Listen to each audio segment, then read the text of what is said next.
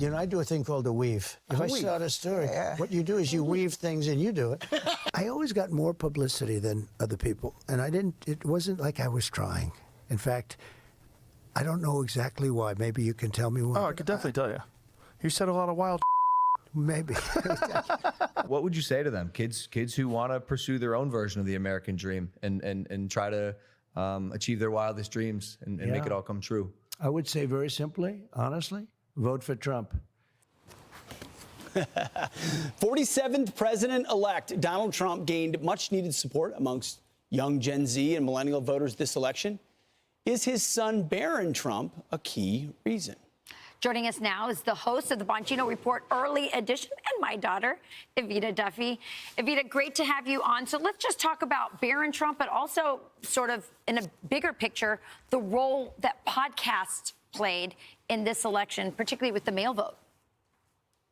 Yeah, well, what Barron did, advising his father to take the non-traditional media route, was really an amazing decision by the Trump campaign. Harris did not fill in that gap in the same way.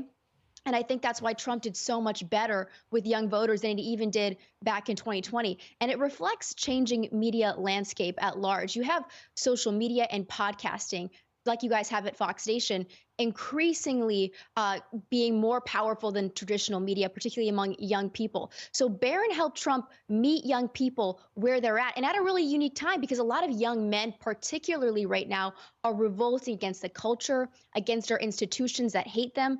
And that's why this election, which was supposed to be the revenge of the woman, instead became the year of the man. Trump's support among men surpassed Harris's among women, 22 points to 14. Trump rallied low-propensity young male voters, the frat boy vote. And it's not a meme vote either, right? People kind of think, oh, they're voting as a joke because Trump is funny. Young men are looking at their future, and it's bleak. There's a hatred of masculinity, economic ruin, war, and they went with Trump, who represents really a middle finger to the culture and institutions that are suffocating and demonizing them.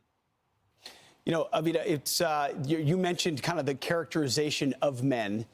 Here is an example of that. A political analyst on media ecosystem, how that media ecosystem is turning men into fascists. Watch this. What they have done in their online media ecosystem is build a radicalization engine, literally the way militant groups do around the world, that takes people from relatively low-level annoyances with the world. Why are eggs so expensive? Why is my kid learning this new thing in American history in school that I didn't learn?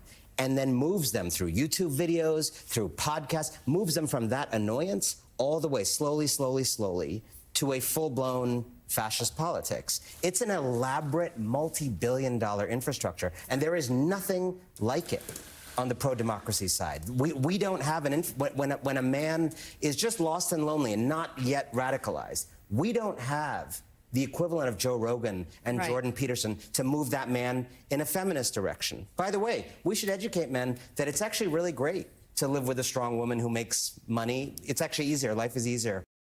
The fascist ecosystem needs an alternative where we can feminize men, Evita. That is one of the most hilarious sound bites I've ever seen, because the only reason why right-wingers have a lot of power on in the podcast sphere and alternative media is because the legacy media, people at CNN and MSNBC, have been excluding right-wing voices for years now. MSNBC and CNN, they want to know why you guys don't have a Joe Rogan.